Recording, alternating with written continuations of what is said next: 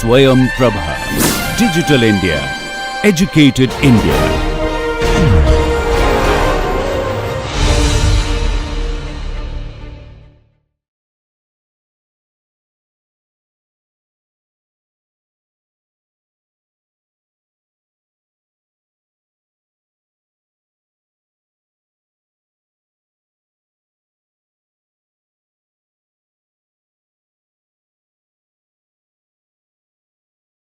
Good morning, everyone.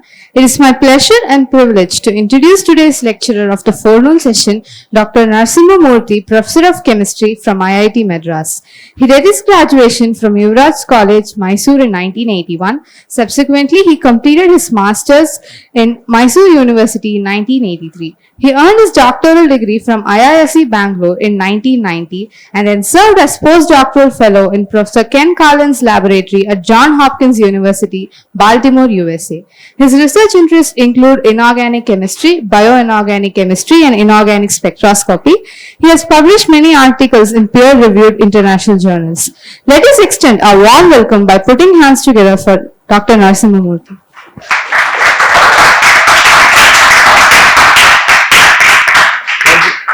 Thank you. I am Professor Narasimha Murthy, short NN Murthy. That's how my name is familiar in the campus. So, I've been here since 1997 and I'll be retiring next year. So, that means you can imagine how long I've been here, right? My interest, I don't know, like in any textbook, if you take it, there are 4 sections of chemistry. You have organic chemistry, inorganic chemistry, physical chemistry and theory. So, I belong to inorganic chemistry. And in that inorganic chemistry, we try to understand the chemistry of metals in biological systems, but not exactly biology, but we try to mimic biological molecules in the laboratory, trying to synthesize similar kind of small molecules. Otherwise, biological molecules are very complex proteins. So, it is not easy to study them everywhere. You need special labs and methods and all that. So, we try to mimic the active site, the site where the metal is present. For example, hemoglobin is an example where it transports the oxygen for respiration. You need metabolism. Food, metabolism is so respiration means conversion of the food product into energy and carbon dioxide. So, for that oxygen is necessary. So, oxygen will be transported in living organisms, many higher organisms. So, hemoglobin transport the oxygen and the site where the oxygen is bonded is iron metal. So, we try to understand what the site where the reaction takes place or the function happens, that place is called active site. So, we try to mimic only that site, but protein plays an important role in many different things, function, structure, many things. So, not necessarily that we'll be able to completely mimic, but spectroscopy and many other things we try to understand and see whether we are able to mimic like what hemoglobin does, reversibly binds oxygen and transports.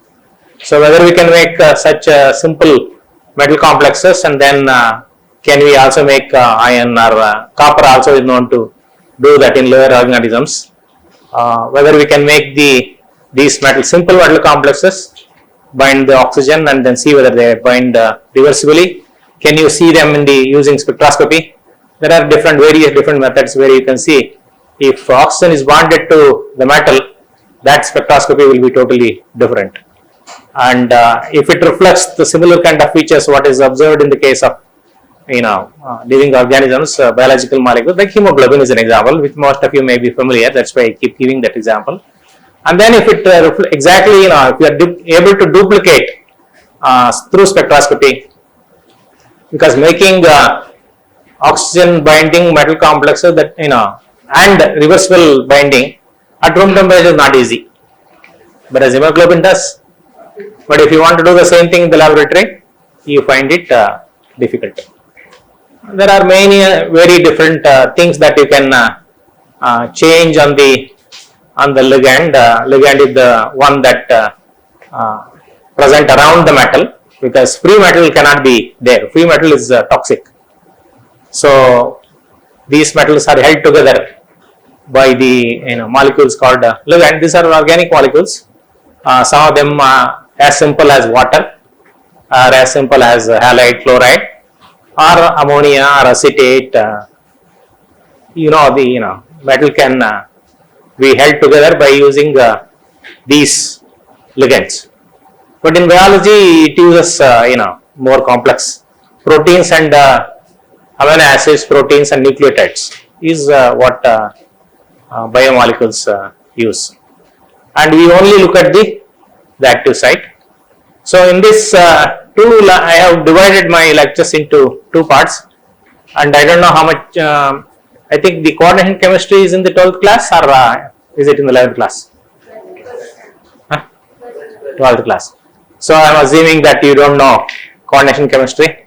So if you don't know the coordination chemistry, then you will not be able to appreciate what I am talking about. So I have prepared one lecture giving you a little background of what is coordination chemistry. It is called transition metal chemistry. Many different names are there. And then I will come to role of metal ions in biology. Because if you don't know what is metal, its properties, then you will not be able to appreciate the role of metals in biology. So I have divided my lecture into two, as I said. Let us see where the metal plays many different important roles. That many things that we see around us, many things that we use every day contains metal. Take your mobile, pen, watch, motor vehicles, anything you take, metal is present. Right? Metal plays an important role. So there is a difference between the metal, that is a metallic state, and then ionic state. So in the what is soluble in water or organic solvents, they have to be in the ionic state, whereas something that is insoluble is in the metallic state. Sir, why are we making these metal complexes, that is attaching the metal to the biological system? Yeah, I already told you that we try to mimic the structure and function of these biomolecules. What is the function? Hemoglobin transport the oxygen. Why oxygen is necessary? For metabolism, for converting the food into energy and carbon dioxide, right? Combustion. Basically, what motor vehicle does, it uses petrol and uses oxygen that is present in the atmosphere and converts the petrol into energy and carbon dioxide. Same thing, the living organisms, instead of using hydrocarbons, it uses carbohydrate or proteins and other things, right? That is the only difference.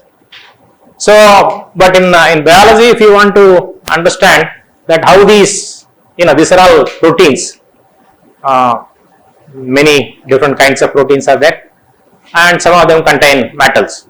Hemoglobin is an example where iron is present, or many different. I'll show you different examples where metal is present. So before that, we want to understand what is this coordination chemistry. It refers to structure and properties of the metal. That is what is the coordination chemistry. Why that word coordination chemistry is also called transition metal chemistry. We will see why it is called transition metal chemistry, and all that we will try to understand. I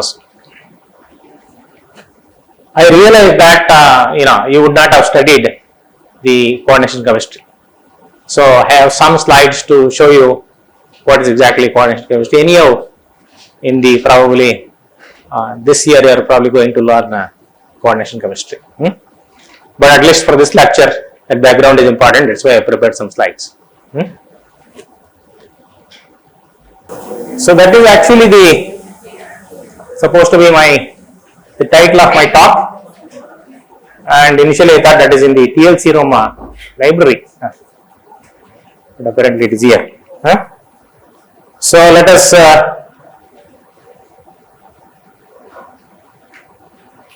so if you look at the periodic table, that I am sure in nowadays periodic table is there everywhere.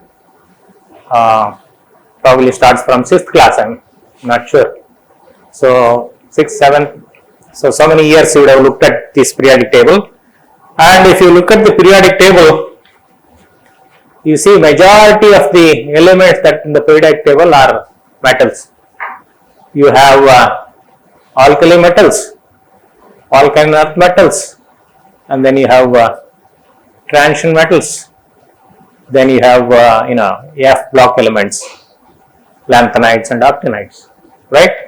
So majority are metals, and no wonder they have found many applications in industry as well as in biology, right? So I just selected few examples here to show you that initially I will be showing you where metals have application in industry or in day-to-day life. So these are all something, many different kinds of things that we use every day, tools that we use, or the gadgets that we use, many things, including your mobile phone, battery, everything, they will contain metals. So here is one example where the smart windows, these windows also contains metal containing material, which by just switch of a button that you can make the light enter or not enter. So those kind of windows are called smart windows, and they contain metals, so which is a material.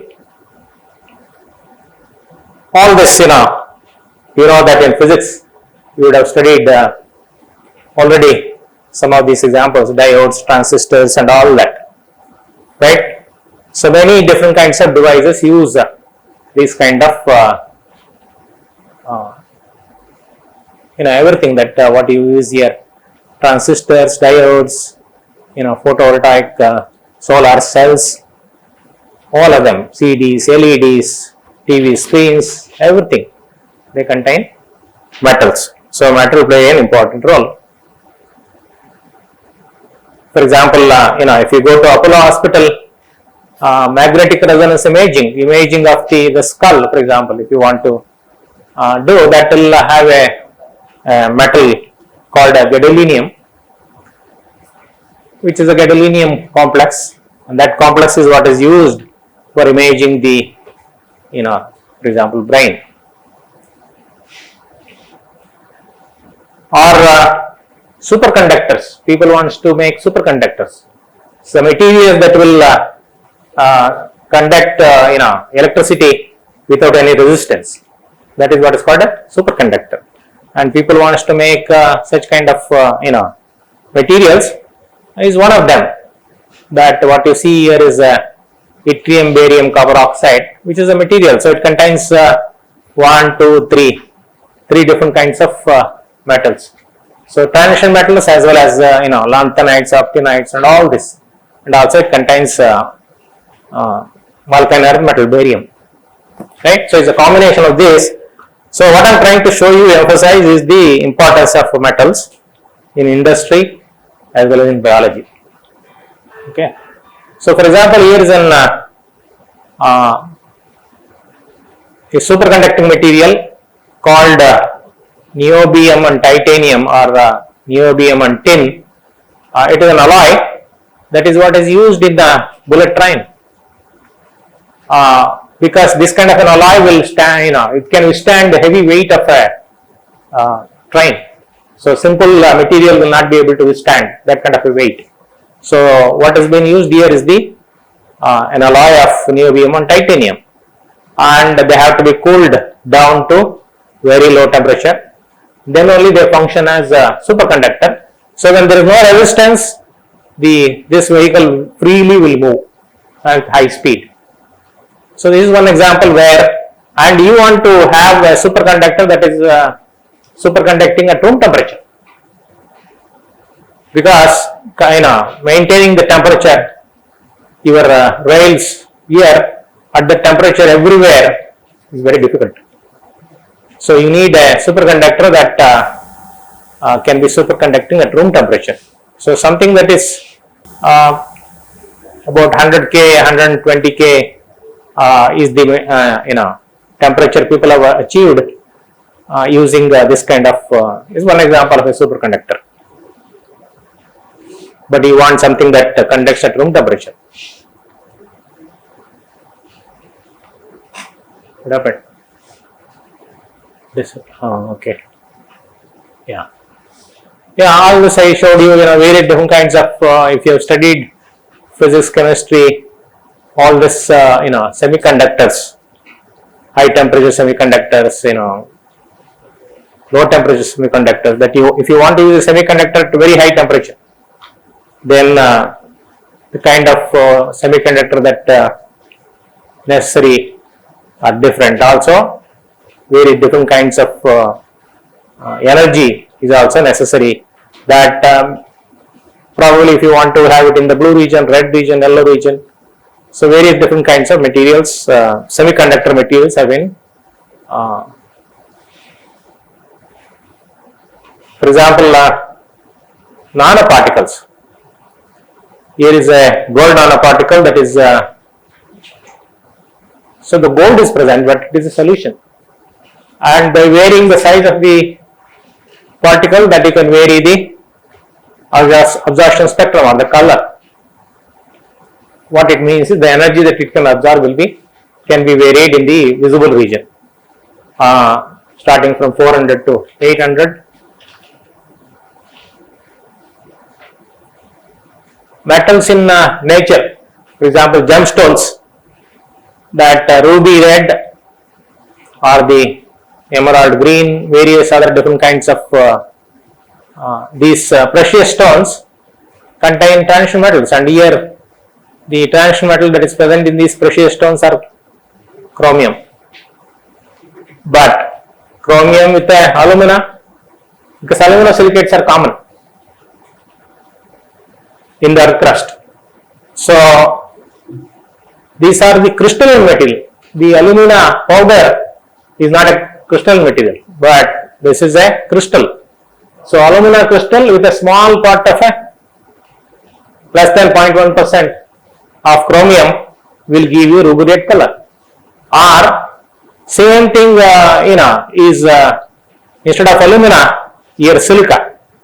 So combination of alumina silicate, you can see here, alumina silicate with small amount of chromium will give you a totally different kind of a color.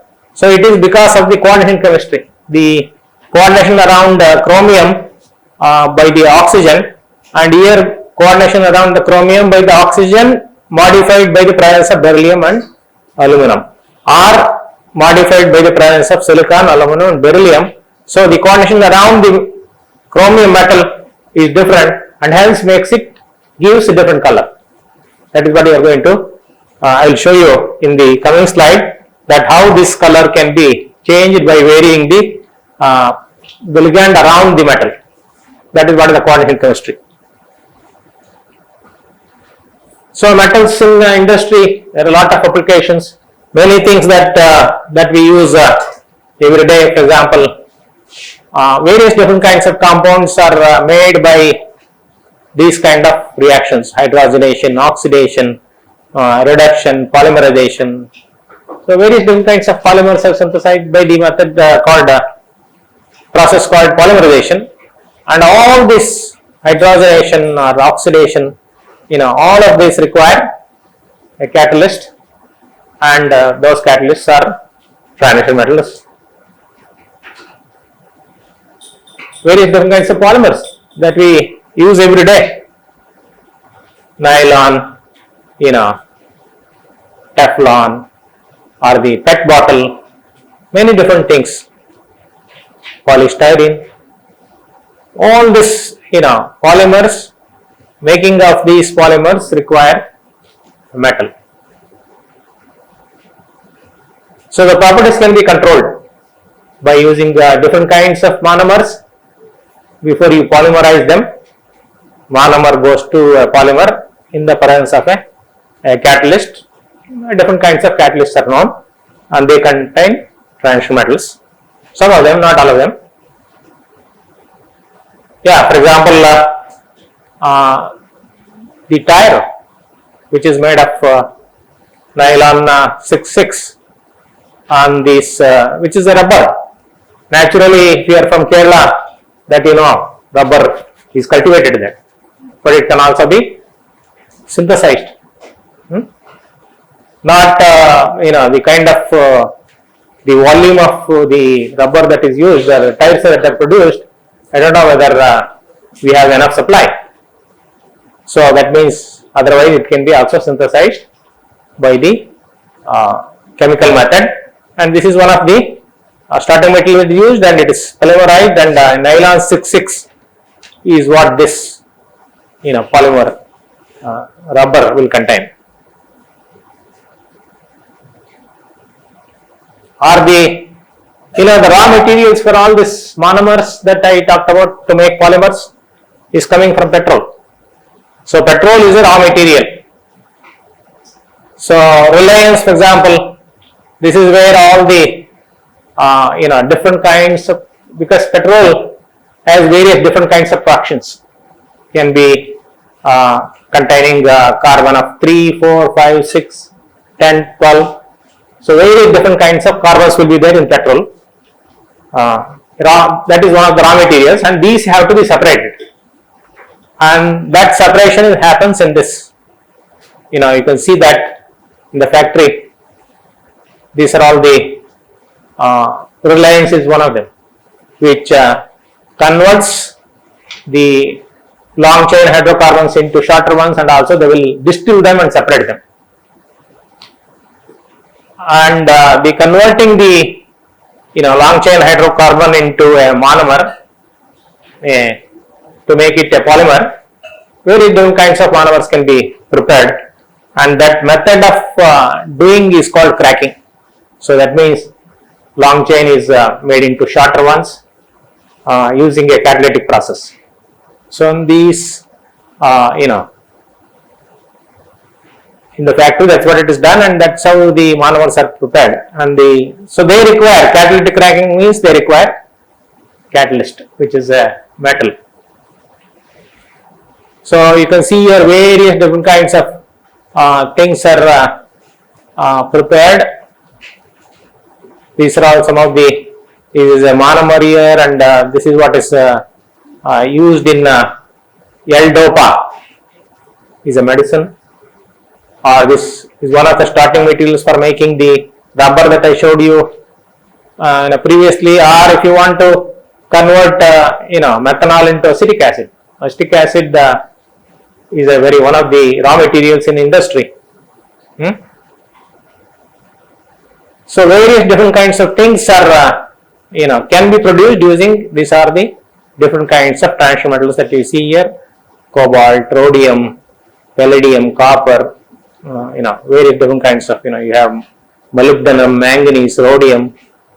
So various different kinds of metals are used to make lot of the chemicals that are used every day in industry, in pharmaceutical companies, to make medicines. Right, this is one of them that is used, and this is one of the raw materials for making that nylon 6/6 that what I showed you, or the one of the from monomer to polymer that you want to make. So titanium, nickel, these are all the catalysts that are used for polymerization. And these are the companies which employ these catalysts and make these compounds. BASF, Monsanto, DuPont. These are all famous multinational companies. For example, conversion of nitrogen to ammonia is done by the Haber process that you have from probably from middle school you would have studied. N2 plus 3H2 giving you ammonia is a very simple equation, but to do that in the laboratory or in industry is not so simple. And these two guys, Haber and Bosch from Germany, during before Second World War, they came up with the method of converting the nitrogen in the atmosphere. About 80% of nitrogen is present, and you can make use of that nitrogen and reduce that nitrogen using hydrogen and then use ammonia. Ammonia is a starting material, is a raw material to make various different kinds of nitrogen containing compounds, including amino acids or fertilizer, for example. If you want to make urea, ammonia is one of the starting materials. So nitrogen is plenty available in the nature, but nitrogen is a triple bond, very difficult to break that triple bond. So that means it's not reactive. So it has to be done at very high temperature. So industrially these are done using iron catalyst and then molybdenum catalyst and all that they use. And these are the ones, these two guys are the ones who came up with this method, industrial method to convert nitrogen into ammonia.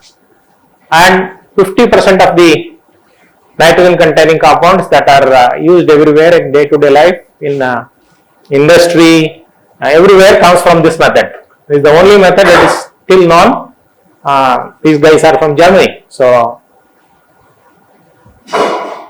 or for example, you want to convert, let us say I have an olefin, I want to convert that, I want to break that bond and make it a single bond. So this catalyst is what is used, and this guy is the one who came up with that catalyst, because using hydrogen is a reducing agent and you can reduce this double bond into a single bond using this catalyst at room temperature. Otherwise this kind of reduction is done at very high temperature, high pressure, and imagine hydrogen is very dangerous fuel to use, and if it has to be done at very high temperature and high pressure, that will be even more dangerous. But this guy, using the simple catalyst, showed that it can be converted, the double bond can be converted to single bond. And where this kind of reactions has applications, for example, the oils that we use every day, they are liquid in nature because they contain this kind of double bonds and single bonds. If you take coconut oil, there is no double bond, it is only single bond. So about 18 carbons will be there, and then carboxylic acid at one end. That is what is coconut oil. And it easily freezes at room temperature because it gets easily packed because there is no double bond, single bond. But if you take other kind of oils, they will have double bond and single bond, and those oils will not get easily solidified. But for storing and transportation, solid oil is better, and that's how dalda came. So liquid oil can be converted to solid oil.